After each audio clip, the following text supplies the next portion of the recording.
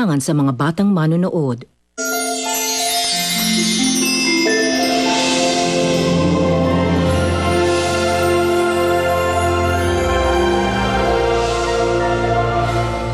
Huwag mong gagawing biro ang mga engkanto. Mag-iingat ka sana. Ngayon pa namang buntis ka, maaamoy ka nila.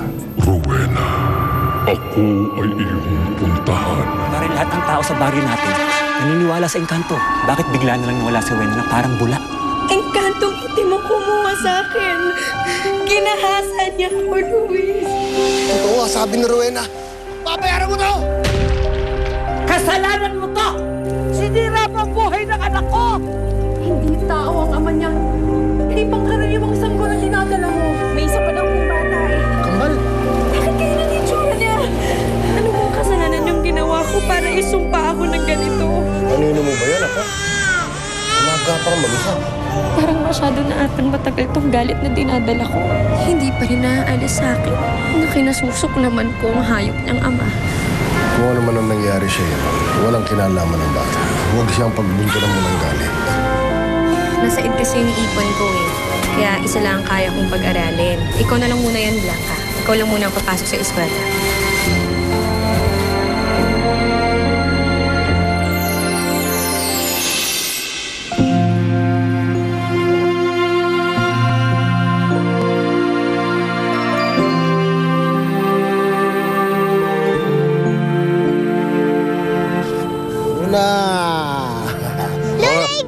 Tignan mo si Lolo, wala nang tungkod. Ha? Magaling na si Lolo. Salamat sa aking mga anghel. Nakabili na ako ng gamot. Mabuti po yan, Lo. Makakatulong na po kayo magbenta sa akin. O sige, ito ba ang bagong negosyo natin? Opo, magbebenta po tayo ng sampagita. Ako po ang gagawa at ako din po ang magtutuhog. Sige, maganda yan. Ayaw po ko ni nanay na pag-alagala po sa kali eh. Kaya, ikaw po ang magbebenta. Pwede po ba yun? Oo, approve. Saan naman mapupunta yung kikitain natin? Pare po, makapag-aral po ko tulad ni Blanca. At saka tulong ko na din po to kay nanay para payagan niya po kami na magkasama ni Blanca sa school. Sige, maganda yan ako. May bibigay po ako sa iyo, Lo. Uy! Okay mo si Lolo. Okay. Bebenta ko na ito.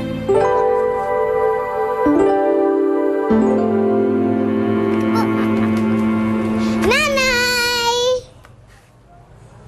Ano to? Ipon ko po. Konti lang yan. Pero dadagdagan pa po namin ni Lolo kung mas madami po kaming nabentong sampagita. Oo, para sa pag-aaral ni Luna. Apa, Pag-aaral? Oo, nakausap ko na kasi si Greg eh. Yung bang kapitbahay natin na public school teacher. Sabi sa akin libre naman daw doon sa eskwelahan na pinag-enrollan mo kay Blanca eh. Di uniforme na lang, gamit at saka pamasahe magiging problema natin. Ako na maghahatid sa kanila para menos gastos. Hindi mag-aaral si Luna. po. Gusto ko po mag-aral. Gusto ko din po makasama si Ate Blanca. Mali naman yata yun, Rowena.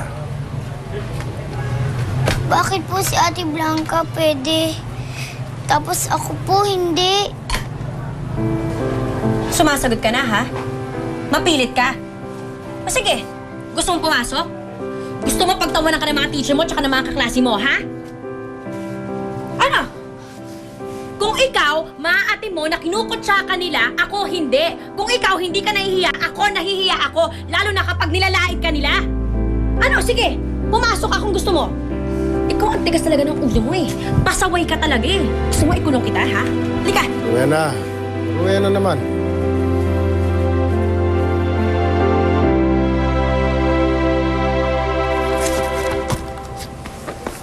Gusto mo? Huwag kang lalabas dito, ha? Luna? Bakit Nagalit na naman sa'yo si Nay. Kasi pinipilit ko na pumasok ako sa school.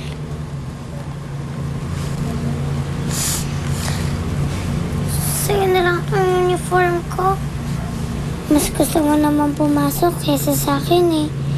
Kung isa lang ang pwede papasokin ni Inay, ikaw na lang. Huwag, Ate Blanca. Kinahihiya ko ni Nanay eh. Luna.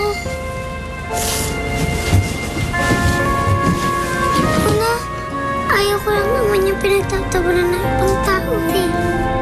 Sa palagay mo ba nakakatuwa kang panoorin? Ha? Nakakatuwa kang tignan? Kung ikaw, maaati mo na kinukutsa ka nila, ako hindi. Kung ikaw hindi ka nahihiya, ako nahihiya ako. Lalo na kapag nilalait ka nila. Luna, mahal ka ni Inay. Hindi. Ikaw lang mahal niya. Ako hindi. Luna, huwag kang ganyan. Mali yan. Mahal niya tayong dalawa. Bawiin mo yung sinabi mo. Oo, binabawi ko na sinasabi ko. Parehas niya nga siguro tayong mahal. Siguro mahal niya din talaga ako. Hindi siguro. Mahal ka talaga niya, Luna. Hindi ka dapat ganyan. Di ba mahal mo naman si Nanay? Oo. Mahal. Na mahal. Puntahan mo siya. Mag-sorry ka. Ayoko na nag-aaway kayo. Nahihirapan ako pag parehas kayo galit. Gusto ko pati kayo.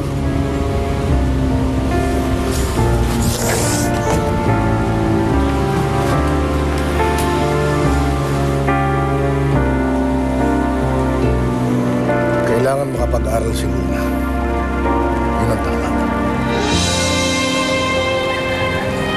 Lo, pinapangalagaan ko lang si Luna. Hindi ko alam kung paano ko siya haharap sa mga teacher niya. Kung paano haharapin yung kahihiyan. Kahihiyan? Anong tingin mo sa anak mo si Luna? Kinahihiya niya ang sarili niya? Nakita mo kayang anak mo, bibong-bibo? Masayahin? Ano ang magiging kinabukasan ni Luna? Gusto mong lumaki siyang mangmang? Dito sa bahay. Dito natin siya sa bahay tuturuan, Lo. Hindi mo siya pwedeng itago habang buhay. Kailangan maging normal na bata yan si Luna. Kailangan niyang mamuhay ng normal. Lo, hindi mangyayari yun. Kahit na anong gawin natin, hindi siya magiging normal. Dahil hindi siya normal na bata at mas lalong hindi siya normal na tao.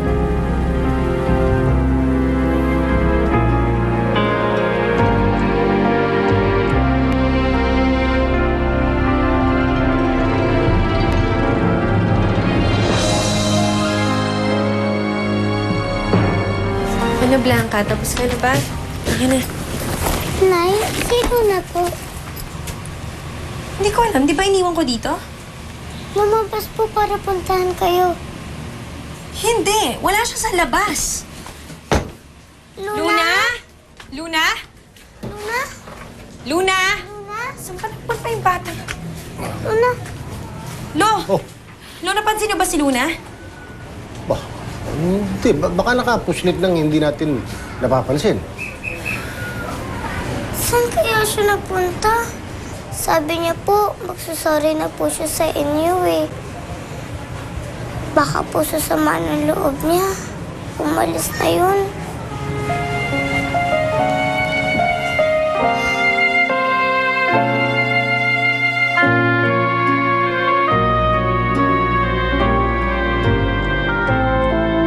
Hindi mo siya pwedeng itago habang buhay.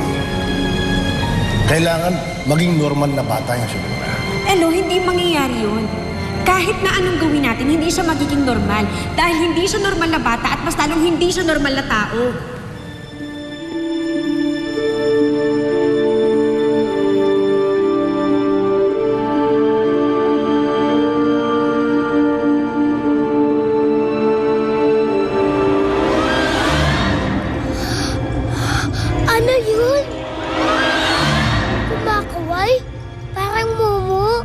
Nya,